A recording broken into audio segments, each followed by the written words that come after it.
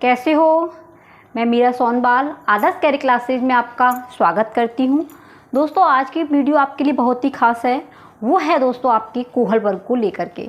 तो दोस्तों वीडियो को पूरी वॉच करना और दोस्तों अच्छी लगे तो अपने सभी दोस्तों को शेयर करना। फ्रेंड्स, इससे पहले मैंने आपको सीटेट का संपूर्ण सिलेबस, कौन सी बुक आपके लिए सही है, किस तरीके से आपको सीटेट की तैयारी करनी है, इस सभी पर दोस्तों वीडियो बना दी है। आप फ्रेंड्स डिस्क्रिप्शन में लिंक पड़ी होगी, वहाँ से आप देख लेना। नहीं तो दोस्तों सीटेट 2022 वहाँ पे प्लेलिस्ट से जा कर के आप संपूर्ण वीडियो को देख सकेंगे। जीन पियाजे की थ्योरी, सीटेट का संपूर्ण सिलेबस, क्या नया चेंज हुआ है सीटेट में, इन सब की जानकारी आप देख सकते हैं। तो फ्रेंड्स, आज की वीडियो कोहल वर्ग की है।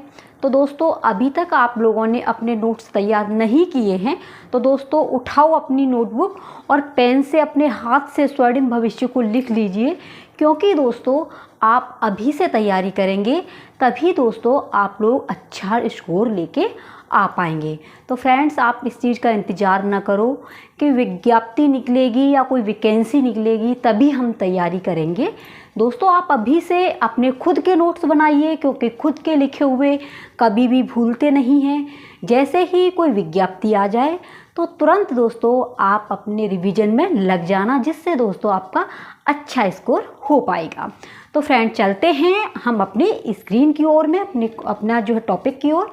तो टॉपिक है आपका कोहल वर्ग, जो दोस्तों आपके लिए चाहे यूपी टेट हो, चाहे सी टेट हो या आपका एस टेट हो, UP TET, C TET, S TET, ये टॉपिक बहुत ही महत्वपूर्ण है। एक ना एक क्वेश्चन बन करके आ जाता है। तो फ्रेंड्स, कोहल वर्ग ने जो अपना सिद्धांत दिया था, उन्होंने वो सिद्धांत दिया था नैतिकता का सिद्धांत। कौन सा दिया था? नैतिकता का सिद्धांत दिया था। तो जानेंगे दोस्तों, कोहल वर्ग ने सर्वप्रथम नैतिक विकास का सिद्धांत 1969 कौन से में दिया था? 1969 ईस्वी में दिया था। क्वेश्चन आ जाएगा कि जो कोहल वर्ग ने अपने नैतिक विकास का जो सिद्धांत दिया था वो कौन सी सन में दिया था? तो दोस्तों आपका सही आंसर होगा 1969। और दोस्तों इसके बाद 1981 व 1984 में संशोधन किया गया था। सिद्धांत जब बनाया गया था वो आपका 1969 में बनाया गया था, 69 में। और दोस्तों इसमें संशोधन जो किया गया था वो 81 और आपका 84 में संशोधन किया गया था। ठीक है फ्रेंड्स, अब बात कर लेते हैं कि कोहल वर्ग के अनुसार, ये कोहल वर्ग जो है इनके अनुसार अगर बच्चों में नैतिकता होगी तो वह विकसित माना जाएगा। कोहल वर्ग कहते हैं कि अगर बच्चों में नैतिकता होगी, क्या होगी? नैतिकता। ये कोहल वर्ग कहते हैं कि अगर बच्चों में नैतिकता होगी तो वह विकसित माना जाएगा। कैसा माना जाएगा? विकसित माना जाएगा, अन्यथा नहीं। क्योंकि दोस्तों नैतिकता यानी कि हमें जो है अच्छे बुरे की पहचान कराता है। ये सभी को पता होगा, जो हमारे बच्चे छोटे होते हैं उन्हें नैतिकता के बारे में बताया जाता है। बेटे सुबह में जल्दी जगो, सुबह में जग करके पैर छुओ, बड़ों से नमस्ते करो। ये सभी क्या है? नैतिकता के अंदर आता है। अपने हाथों को हैंड वॉश कीजिए और अपना पेस्ट कीजिए।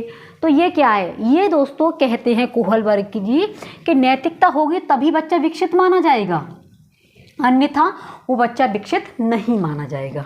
ठीक है, अब बात कर लेते हैं कि नैतिकता होती क्या है। तो दोस्तों नैतिकता क्या है? यह वह गुण है जिसमें हमें सही व गलत की पहचान होती है।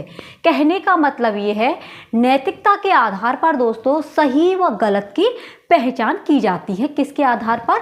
नैतिकता के आधार पर। और दोस्तों बच्चा अपने सामाजिक परिवेश से ही नैतिकता और अनैतिकता को जानता है। यानी कि सामाजिक परिवेश से ही नैतिकता को और अनैतिकता को जानता है। जैसा हमारा सामाजिक परिवेश होगा, जैसे माहौल में, जैसे सोसाइटी में रहते होंगे दोस्तों, वैसा ही बच्चे पर असर करता है। तो नैतिकता कहाँ से प्राप्त होती है? सामाजिक परिवेश से प्राप्त होती है। ठीक है, कहाँ से? किसने कहा है? कोहल वर्ग ने कहा है कि सामाजिक परिवेशता से, जो सामाजिक परिवेशता होती है उसके माध्यम से ही नैतिकता और अनैतिकता प्राप्त होती है। अनैतिकता और नैतिकता को जाना जाता है सामाजिक परिवेश से, ये आपको याद रखना होगा। अब बात कर लेते हैं दोस्तों कोहल वर्ग का सिद्धांत। तो कोहल वर्ग का सिद्धांत ये कहाँ के रहने वाले थे? तो दोस्तों ये अमेरिका के रहने वाले थे। कहाँ के थे फ्रेंड्स? कोहल वर्ग को उत्तर प्रश्न में आ जाता है कोहल वर्ग कहाँ के रहने वाले थे, या फ्रेंड्स कोहल वर्ग ने अपने नैतिकता विकास का सिद्धांत कब दिया था? तो आपका आंसर होगा 1969 में फ्रेंड्स कोहल वर्ग ने नैतिकता का सिद्धांत दिया था। कहाँ के रहने वाले थे? अमेरिका के रहने वाले थे। दोस्तों आप अपने नोट्स ऐसे ही बनाते चलें, जिससे दोस्तों आपको तैयारी करने में, आपको रिवीजन करने में कोई भी टाइम नहीं लगेगा। क्योंकि फ्रेंड्स अगर एक तरीके से तैयारी की गई, सही तरीके से तैयारी की गई, तो उसे कभी भी कोई रोक नहीं सकता है। कार्य ऐसा करो कि व्यक्ति आपको सर्च करे, ठीक है। और सर्च कब करेंगे? जब दोस्तों आप जो है इतनी मेहनत करोगे कि फ्रेंड्स आपकी सफलता एकदम रंग लेके आएगी, ठीक है। तो प्रश्न बनेगा कि कोहल वर्ग कहाँ के रहने वाले थे, कहाँ के मनोवैज्ञानिक थे? तो दोस्तों कोहल वर्ग अमेरिका के मनोवैज्ञानिक थे। इन्होंने अपना सिद्धांत कौन सा दिया था? नैतिक विकास का सिद्धांत दिया था, ठीक है। कौन सा दिया था? नैतिक विकास का सिद्धांत दिया है। किसने दिया है? कोहल वर्ग ने। और दोस्तों नैतिक अवस्था का सिद्धांत भी कहते हैं कोहल वर्ग के सिद्धांत को। कब दिया था? तो ये हो जाएगा आपका 1969 में। ये बात आपको अपने दिमाग में रखनी होगी। कोहल वर्ग के विकास के स्तर मोस्ट इंपॉर्टेंट है। कोहल वर्ग के विकास के स्तर कितने हैं? तो दोस्तों कोहल वर्ग के विकास के 3 स्तर हैं, ठीक है। कितने हैं? 3 स्तर है और 6 चरण हैं। ये भी आपको बात नोट करनी होगी। प्रश्न बन के आएगा कोहल विकास के कितने स्तर हैं? तो 3 इन्होंने अवस्थाएं बताई हैं। कितनी? 3। नंबर 1 है पूर्व परंपरागत, इसे कहते हैं प्राक रूढ़िगत नैतिकता का स्तर। या तो पूर्व परंपरागत भी आ सकता है, प्राक रूढ़िगत नैतिकता का स्तर भी आ सकता है। ये इसकी उम्र 4 से 10 वर्ष होती है। क्या होती है? 4 से 10 साल तक का बच्चा होता है पूर्व परंपरागत। कहने का मतलब ये है दोस्तों, जो पूर्व परंपरागत अवस्था के अंतर्गत जो बच्चे आते हैं, कोहल वर्ग कहते हैं, इनकी उम्र जो है 4 से 10 तक की होती है। इसमें बच्चे क्या है कि दोस्तों अपने विवेक का, ठीक है, अपनी बुद्धि का प्रयोग नहीं कर पाते हैं। 4 से 10 साल का बच्चा अपनी बुद्धि का प्रयोग सही से नहीं कर पाता। वो दोस्तों दूसरे जैसे कह देते हैं, उसी के आधार पर चलते हैं। और दोस्तों ये आपके पूर्व परंपरागत जो है स्तर, ये 2 भागों में बटे होते हैं। स्तर कितने में? 2 में। कौन कौन से हैं? दंड एवं आज्ञाकारी उन्मुखता। इसमें दोस्तों 4 से 10 वर्ष की अवस्था में बच्चे को दंड का भय रहता है, पनिशमेंट का। बच्चे को कोई भी ताड़ना दे देता है, डांट देते हैं और बच्चे डर जाते हैं। आज्ञाकारी उन्मुखता, जैसा बच्चे से कहा जाता है उसी तरीके से बच्चे को करना होता है। तो ये दोस्तों आपके पूर्व परंपरागत के अंतर्गत आती है, यानी कि 4 से 10 साल की अवस्था में। ये बात आपको याद रखनी होगी। कोहल वर्ग के अनुसार क्वेश्चन बन के आएगा कौन सी ऐसी अवस्था है जिसमें बच्चा दूसरों के कहने पर चलता है, दूसरों के कही अनुसार बातों को अपने जीवन में बिठाता है। तो वो है आपकी पूर्व परंपरागत अवस्था, जो 4 से 6-10 वर्ष तक की है। और दोस्तों इसमें बच्चे को दंड भी दिया जाता है और दंड के अनुसार, आज्ञा के अनुसार बच्चा कार्य भी करता है। अहंकार की अवस्था, इसमें बच्चे के अंदर अहंकार वाली ईगो, अहंकार भी आ जाता है। क्योंकि बच्चे को जो चाहे वही पनिशमेंट दे देता है, तो बच्चा थोड़ा सा चिड़चिड़ा हो जाता है। वो कहता है जो मैं कर रहा हूँ वही सही है, क्योंकि बच्चा अपने दिमाग का प्रयोग नहीं कर पाता है। यही इसके अंदर कहा गया है पूर्व परंपरागत अवस्था के अंतर्गत। ठीक है फ्रेंड्स, क्योंकि छोटे बच्चे जो होते हैं 4 से 10 साल तक के अंदर बच्चे जो हैं अपनी मानसिक जो है हमारी मेमोरी, अपने माइंड का सही तरीके से प्रयोग नहीं कर पाते हैं।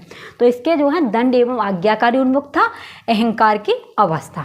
आई होप दोस्तों कि आपकी ये बात समझ में आ रहा होगा। दूसरी है फ्रेंड्स परंपरागत, और परंपरागत को दोस्तों रूढ़िगत नैतिकता का स्तर भी कहा जाता है। परंपरागत आ जाए या रूढ़िगत नैतिकता का स्तर, ये दोस्तों आपकी 10 से 13 वर्ष तक की होती है। कितने की होती है? इसमें दोस्तों 10 से आपकी 13 वर्ष तक की अवस्था हो जाती है। यानी कि दोस्तों बच्चा जो है 10 से थोड़ा बड़ा हो जाता है। जब बच्चा बड़ा हो जाता है तो आपको पता ही है कि बच्चा जो है अपने बारे में सोचने लग जाता है।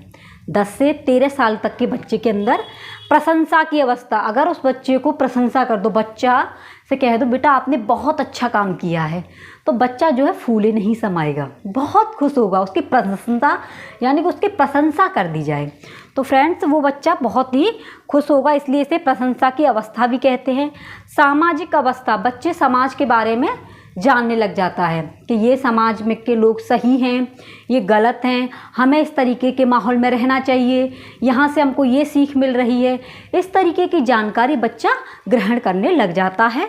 ये दोस्तों आपकी परंपरागत अवस्था होती है, 10 से 13 वर्ष तक की अवस्था होती है। यह बात आपको याद रखनी होगी। अपने नोट्स बनाए हैं तो उन नोट्सों में इनको लिखते चलना, ठीक है फ्रेंड्स। लास्ट है, मोस्ट इम्पॉर्टेंट है, गैर परंपरागत या इसे उत्तर रूढ़िगत नैतिकता का स्तर भी कहा जाता है। गैर परंपरागत उत्तर रूढ़िगत नैतिकता का स्तर, ये फ्रेंड्स आपकी 13 वर्ष से अधिक होती है, 13 वर्ष से अधिक होती है दोस्तों। ये अवस्था उच्चतर अवस्था कहलाती है, सबसे बड़ी अवस्था कहलाती है। और दोस्तों इसमें बच्चा क्या करता है, समाज के साथ संबंध बनाना सीख जाता है। जो हमारा समाज होता है, किस व्यक्ति के साथ में रहना है, कैसे हमें खाना है, कैसे जाना है, कैसे पढ़ना है, क्या आगे के बारे में करना है, यानी कि दोस्तों बच्चा के अंदर सोचने समझने की शक्ति, खुद निर्णय लेने की शक्ति, अपने आप में समझने की शक्ति आ जाती है। और दोस्तों सार्वभौमिक संबंध, वो सभी के साथ में यानी किसके साथ में कैसा संबंध बनाना है, ये भी दोस्तों आपकी उत्तर जो है आपकी उत्तर रूढ़िगत नैतिकता का स्तर के अंदर आ जाती है, उत्तर रूढ़िगत अवस्था के अंतर्गत आ जाती है। ये अवस्था सबसे उच्च अवस्था है। और फ्रेंड्स इस अवस्था में बच्चा सभी के साथ में मिलजुल कर कार्य करता है, समाज के बारे में सोचता है, अगर मैं ये कार्य गलत करूँगा तो मेरे माँ बाप का नाम जो है नीचे जाएगा। तो ये अवस्था सबसे उच्च है। बच्चा जो है अच्छे तरीके से समझ जाता है कि मुझे क्या करना है, क्या नहीं करना है, क्या आगे पढ़ना है, क्या नहीं पढ़ना है। तो ये सबसे उच्चतर अवस्था होती है। इसमें समाज के साथ में संबंध कैसे बनाना है, सार्वभौमिक संबंध कैसे बनाने हैं दोस्तों, ये सभी आपके गैर परंपरागत अवस्था के अंतर्गत आ जाते हैं। तो ये आपकी 13 वर्ष से अधिक अवस्था होती है। और फ्रेंड्स आपके कोहल वर्ग कहते हैं नैतिक व्यवहार जन्मजात नहीं होता है। ये बात आप सबको याद रखनी है। कोहल वर्ग के सिद्धांत में ये मोस्ट इम्पोर्टेंट है, नोट करने वाली बात है कि नैतिक व्यवहार जन्मजात नहीं होता है, बल्कि इसे सामाजिक परिवेश से सीखा या अर्जित किया जाता है। कहने का मतलब ये है फ्रेंड्स कि जो हमारा नैतिकता होती है ये बच्चा जन्मजात नहीं लेके आता है। जब बच्चा पैदा हो जाता है तब सीखता है कि अच्छा क्या है, बुरा क्या है, कहाँ पर हमें रहना है, कैसे कल्चर में रहना है, किस तरीके से हमें व्यवहार करना है, किस तरीके से हमको संबंध बनाना है। तो ये बात बिल्कुल सही है कि नैतिक व्यवहार जन्मजात नहीं होता है, बल्कि इसे सामाजिक परिवेश से या अर्जित किया जाता है, सामाजिक परिवेश के द्वारा। ये बहुत ही मोस्ट इम्पोर्टेंट चीज़ आई है इसमें कि सामाजिक परिवेश के द्वारा बच्चा जो है नैतिकता को अर्जित करता है। क्या करता है, नैतिकता को अर्जित करता है। आई होप फ्रेंड्स कि आपकी ये कोहल वर्ग की जितनी बातें हैं आपकी समझ में आई होगी। इन्होंने दोस्तों स्तर दिए हैं अपने 3, ठीक है, 3 स्तर हैं। और दोस्तों इनके जो हैं 6 चरण हैं, ठीक है, 6 चरण हैं। ये बात आपको बिल्कुल याद रखनी है। ये कोहल वर्ग जो थे अमेरिका के मनोवैज्ञानिक थे। इन्होंने अपना सिद्धांत 1969 में दिया था। इनके सिद्धांत को नैतिक विकास का सिद्धांत और नैतिक अवस्था का सिद्धांत भी कहा जाता है।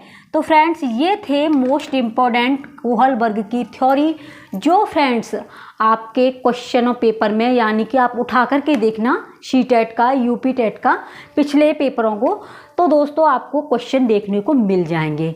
तो फ्रेंड्स आप अभी से अपनी तैयारी कीजिए। जो फ्रेंड्स सी-टेट की तैयारी कर रहे हैं तो सी-टेट पास करने का बस एक ही फंडा है कि जो भी तुम्हारे पुराने पेपर हुए हैं जो आपके प्रीवियस के, यानी कि जो अभी दोस्तों आपको पता है कि पहले ऑफलाइन होता था, लेकिन दोस्तों इसी साल से यानी कि आपका 2021 से आपका जो है ऑनलाइन बेस पर कराया गया था।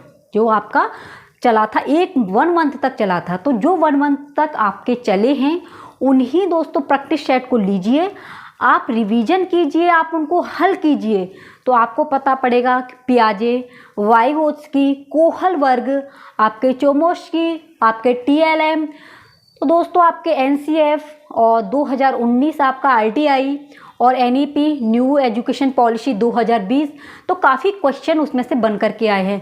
तो आपका ये क्लियर हो जाएगा कि आखिरकार जो सीटेट के जो क्वेश्चन आते हैं वो कहाँ से और कौन से चैप्टर से अधिक आते हैं। ठीक है फ्रेंड्स, तो ये थी आज की जानकारी। आई होप फ्रेंड्स कि आपको ये वीडियो अच्छी लगी होगी, और फ्रेंड्स अगर आपको हेल्पफुल लगती है तो अपने सभी दोस्तों को शेयर करना। दोस्तों आपका न्यू बैच स्टार्ट हो गया है सीटेट का, तो फ्रेंड्स अपने सीटेट के नोट्स खुद बनाते चलिए, जिससे दोस्तों आपको तैयारी करने में प्रॉब्लम ना हो। ठीक है फ्रेंड्स, मिलते हैं कल की क्लास के साथ में। तब तक के लिए जय हिंद, वंदे मातरम।